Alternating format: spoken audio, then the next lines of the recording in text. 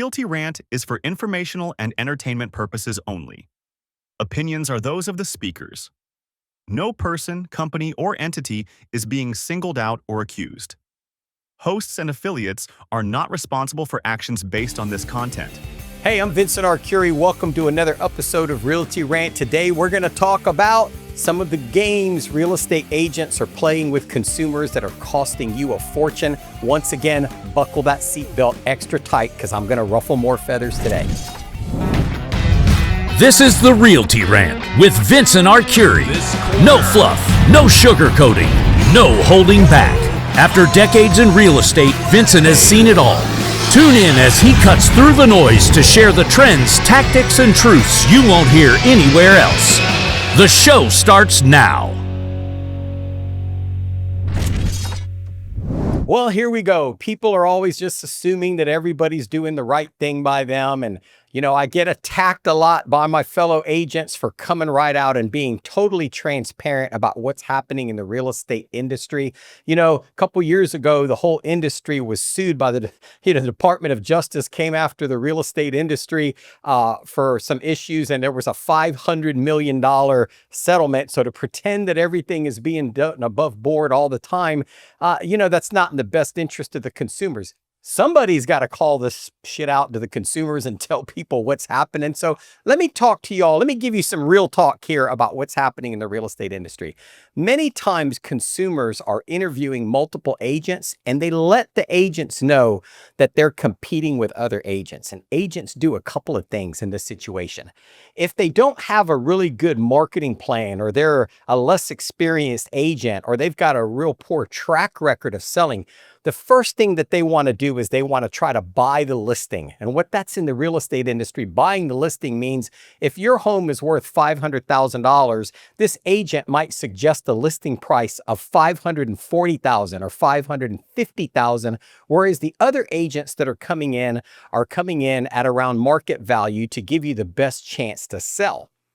Now, what this does, buying the listing, people say, well, how is the real estate agent going to make any money buying the listing or jacking the price up? Well, let me tell you how. On the weekends, they're doing open houses on your home. Buyers are coming in and they want to buy a home, not yours. They're going to go down the street and buy one of my listings that are priced right. Now, that agent is earning a fee for helping that customer buy my listing. And the next week, he's going to do another open house, and maybe they're going to get 2 or 3 buyers that are looking to relocate to your area.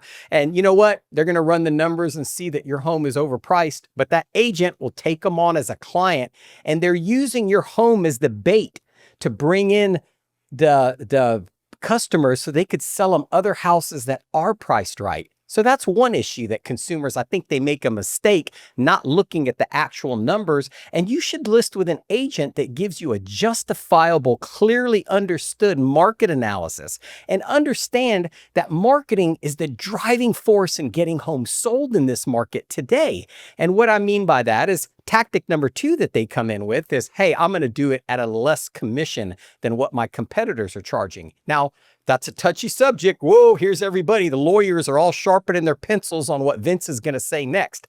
Every real estate agent is free to charge whatever they want. They can charge 0%, they can charge 10%, but as a consumer, you need to look at the marketing that agent is doing, because I know that I cannot do discount listing agreements with my clients because I'm doing color brochures, I'm doing direct mail, I'm sending packages to relocation companies, I'm sending packages to the human resources at the different employment centers in Tampa for hospitals, for example, or relocation centers. You want to get this documentation to them, and that's not free. So when an agent typically says, well, I'm going to do it at a discount, my question when people ask me that is, what part of this marketing plan do you want me to cut out? So that's another aspect. So you really need to look at, number 1, the price that the agent is, because there's one thing that I think that you need to understand. In this market, in 2025, 2026, a home that is priced right, that doesn't have any marketing, probably won't sell. And if it's overpriced with all the marketing in the world, it's not going to sell. You need to list with an agent that gives you a bona fide, realistic price to position your home to get the most activity, and that has it priced right and has the marketing in place. Because listen, the more people that are looking at your priced right home from the marketing, the more lookers you're going to have, the more traffic you're going to have, the more offers you're going to have, the higher the sale. So a lot of consumers make the mistake of stepping over dollars because they're looking at the pennies that the agent is offering at the other end of the rainbow. So you really need to really take a hard look at the marketing and the market analysis. And you know what? After the break, I'm going to go over ways that you protect yourself and to make sure that the agent is doing right by you. So stick around. I'm going to give you some solutions to these problems.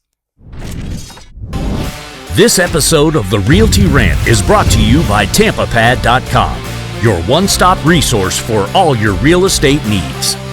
Whether you're buying, selling, or just looking for expert advice, TampaPad.com has you covered. Now back to the show. Welcome back. Well, as promised, I'm going to give you 3 things that you need to understand when you're listing your home with a real estate agent. What you need to do to make sure that you're putting yourself in a position to win.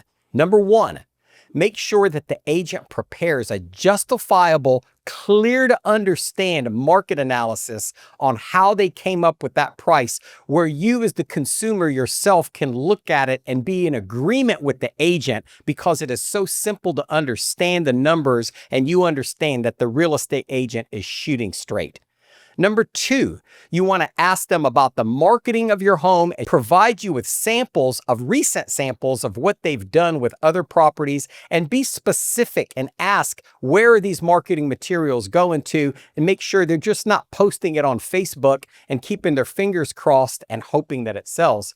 And the third thing that we're going to ask them to do is to ask for references. A lot of real estate agents, and myself included, will say, hey, if I sell the listing myself, I'm going to provide you a discounted service, because at that point, I don't have another real estate agent that I'm compensating. So I will say, hey, I can put that into the deal and make this a win-win for buyer and seller. But you want to ask for references, because everybody says it, but everybody's not doing it. You got to be aware that they may get another agent in their office to write the offer, or a friend of theirs from another brokerage to write the offer. And that's something that you really want to be careful with. And it happens, unfortunately, in our industry. So I want you to say, give me a list of people that you've actually done this for recently, so they can see that you've got a track record of success with your marketing and that you do what you're going to say you're going to do. So a lot of people in the industry, I know in Tampa, I'm known as a tough negotiator on my deals, and a lot of people have a little bit of an attitude towards me sometimes. But one thing is true, is that my customers know that I'm looking out for their best interest, trying to get them the best deal. And the people that list their house with me, I'm trying to get them the most money that the market will allow us to get. Honest, fair, and balanced. And that's the way I conduct my business. And to my fellow real estate agents out there, I'm asking you, would you list with yourself? You look at the 3 things that I just outlined here and ask yourself, am I prepared to answer these questions honestly? And if not, what can you do to prepare yourself to be in the position to win with these clients, to elevate your marketing and elevate your sales portfolio so you can win? You know, last year they said 70% of the real estate agents didn't even have a closing. I think it's important that real estate agents educate themselves and learn from these podcasts like this and put yourself in a position to win. And if you wouldn't list with yourself, ask yourself why and how you can improve and become a better real estate agent to serve the public. Hey, feel free to make comments here, whether you agree or disagree. I'm not deleting anything. I'm letting the conversation flow over here. So feel free to fire away if you disagree with anything that I say. This is America, freedom of speech. So fire away. I'm Vincent Arcuri. Thanks for watching Realty Rant. That's it for this episode of the Realty Rant with your host, Vincent Arcuri. Thanks for listening. Subscribe now and follow on all social platforms so you never miss the real insights. And we'll see you next time on the Realty Rant.